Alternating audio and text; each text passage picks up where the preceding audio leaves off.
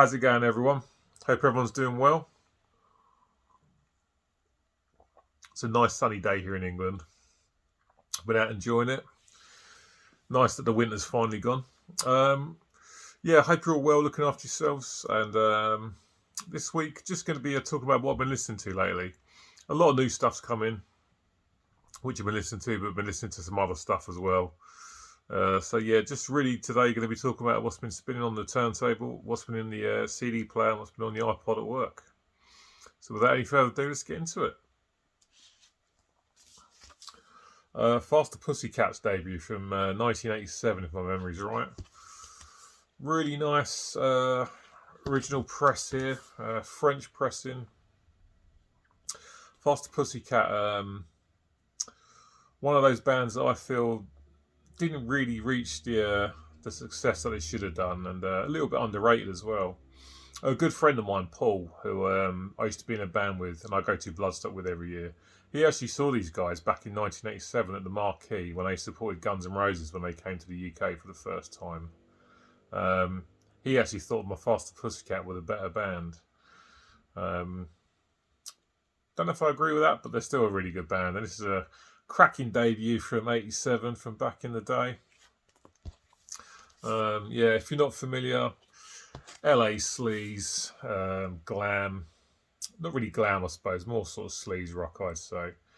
A really good record. Some great guitar riffs on this one from Brent Muscat, I think you pronounce it.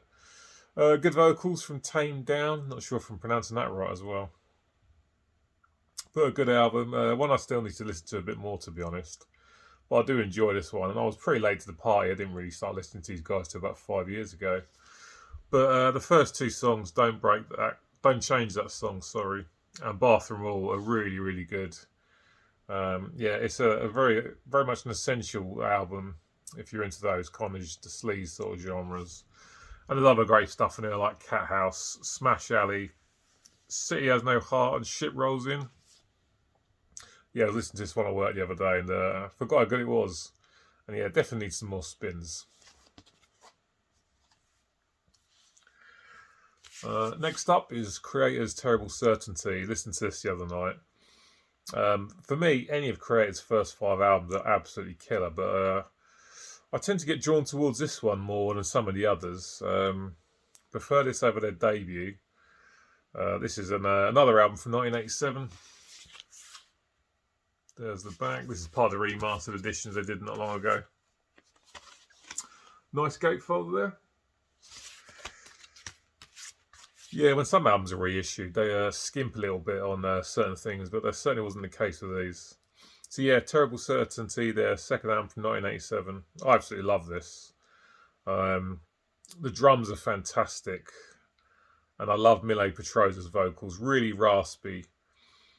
Really sounds like he's pissed off and really means what he's singing about. Cracking thrash metal from '87. Blind Faith's great. Storming with Menace. Toxic Tray is probably my favourite song on this album. And you've got One of Us and Behind the Mirror on here. A great thrash metal album. Not listened to it for about sort of 6 months or so. So popped it on again this week and forgot how good it was.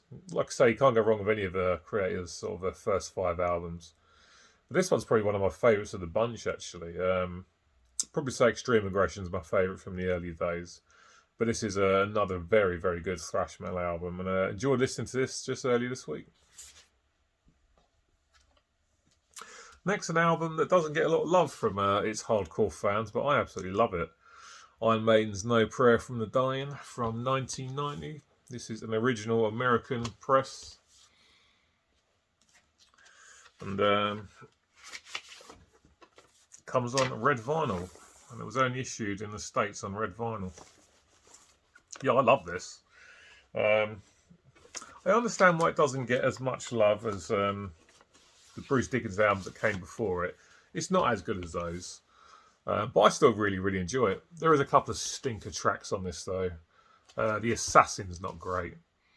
And Fate's Warning's okay. But the opening 1-2 of Tail Gunner and Holy Smoke, I really, really enjoy. Title tracks, No Prayer for Dying's pretty good. Public Enemy #1's quite good. Run Silent, Run Deep, it's okay. But Hooks and You is actually my favourite. I know a lot of people think it's the worst song on the album, but it's actually my favourite. Bring Your Daughter to the Slaughter here, which is, of course, the #1 single in the pop charts, if you can believe it, that or not. And finishes with a track I think is incredibly underrated, Mother Russia. Brilliant song. I really, really enjoy it. Yeah, a lot of people think that Bruce's vocals are not so good on this. He wasn't sort of doing his using the most of his range. I don't necessarily agree, but I really like the vocals on this. Yeah, a good album. Not their best, but I don't say I don't understand why it gets disliked as much as it does by Maiden fans. But still a good listen. I really enjoy it. But yeah, the sort of 5 or 6 studio albums that come before this are definitely better. There's no doubt about it. Up next, some death metal now.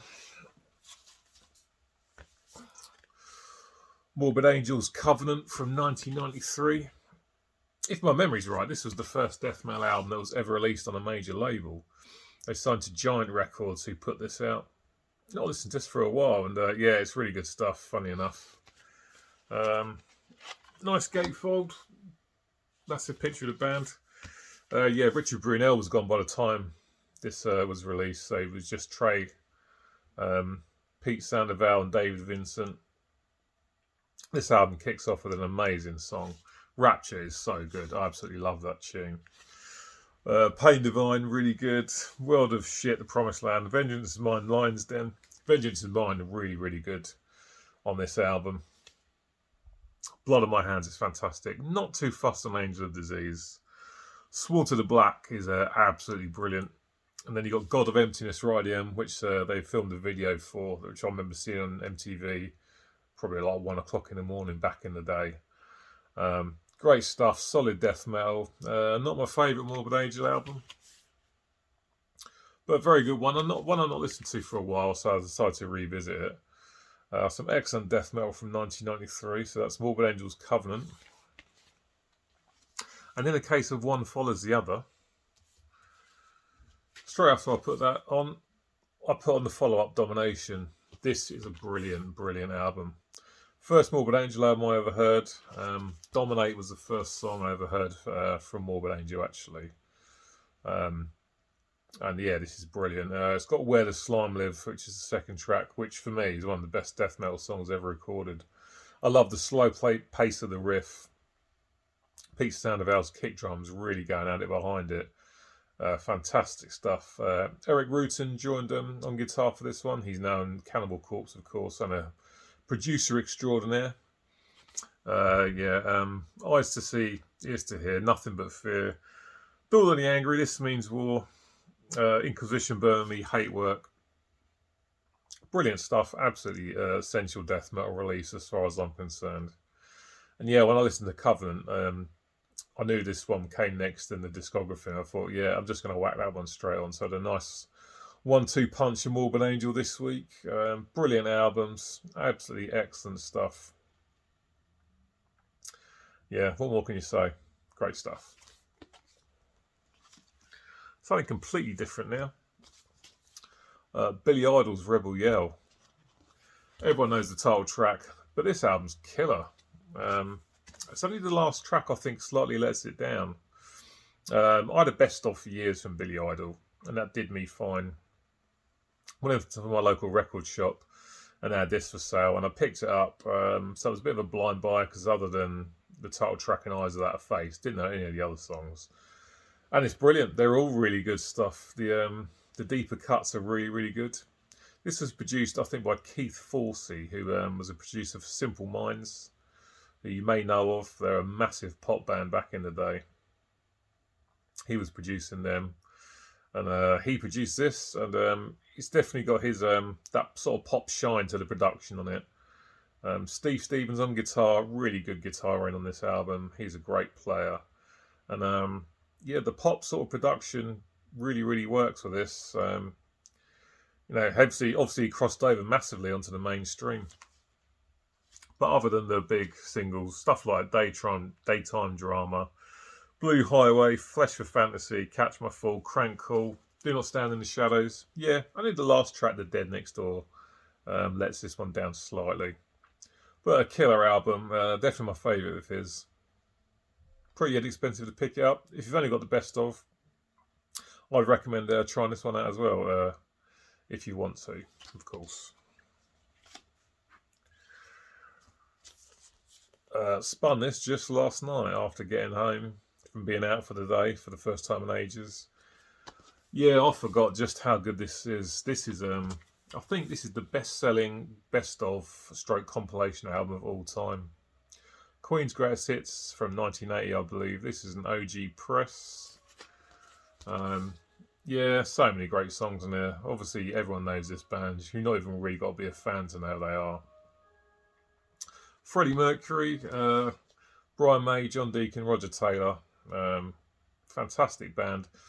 Having said that, Queen is definitely for me a best of band. I'm not someone who needs to go out and get all the albums. A best of will do me fine. I have this and the Greatest Hits #2. I've got Greatest Hits 3, but that's just on CD. But this is essential stuff, packed with classic tracks. Bohemian Rhapsody, I won't lie, I can kind of do with never hearing again, only because it's overplayed. But still a great song, no doubt about it. But you've got another one, Bites the Dust, Killer Queen, Fat Bottom Girls, Bicycle Race, My Best Friend, Don't Stop Me Now, Save Me. That side A is just killer. And side B is exactly the same. Crazy Little Thing Called Love, Somebody Love, Now I'm Here, Good Old Fashioned Lover Boy, Play the Game, Flash, Seven Seas of Rye, We Will Rock You, We Are the Champions. It's just killer stuff. You can see why it's sold so many copies. An absolutely fantastic release. A good one to stick on a Saturday night when you just want to hear the hits. And the last one for today is an absolute monster grunge album. Talked about this band before and absolutely love this band. There's the debut 10 from Pearl Jam, which is now 30 years old, which I just find crazy to think that all these classic albums are now 30 years old. Killer stuff, absolutely brilliant. This is a reissue. I'd like to get an original of this, but it goes for so much money, and I'm just simply not paying the prices that it goes for. Fantastic stuff. The musical performances here are all great. Eddie Vedder's fantastic, and it's packed with great songs. So let's talk first about the ones that you're going to know. Even Flow and Alive. Everyone knows those songs. They're sort of classic, sort of rock radio staples. And Jeremy as well, another massive single. But the deeper cuts, once again on albums like this, are definitely where it's at as well. Black is probably the saddest song you'll ever likely to hear. But beautifully written and beautifully performed. Eddie Vedder's vocals in that are absolutely fantastic. But stuff like Once is great. Why Go's fantastic. Oceans, Porch Garden, Deep Release. Not a bad song on it. Absolutely perfect. A 10 out of 10 album, no doubt about it. A grunge classic. It should be in everyone's collection if you're in the grunge. I'm not the biggest Pearl Jam fan, I should say. I mean, this and the next album I absolutely love. I'm not so keen on Vitality and No Code. But some of the later albums I've picked up recently I really do enjoy. But this is an absolute classic.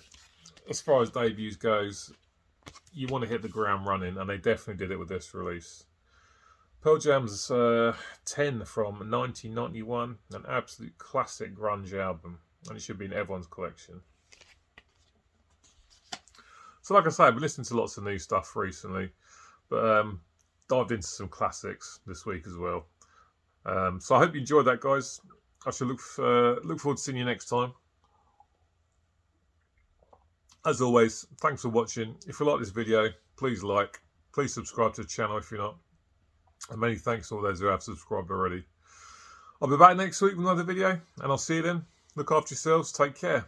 Goodbye.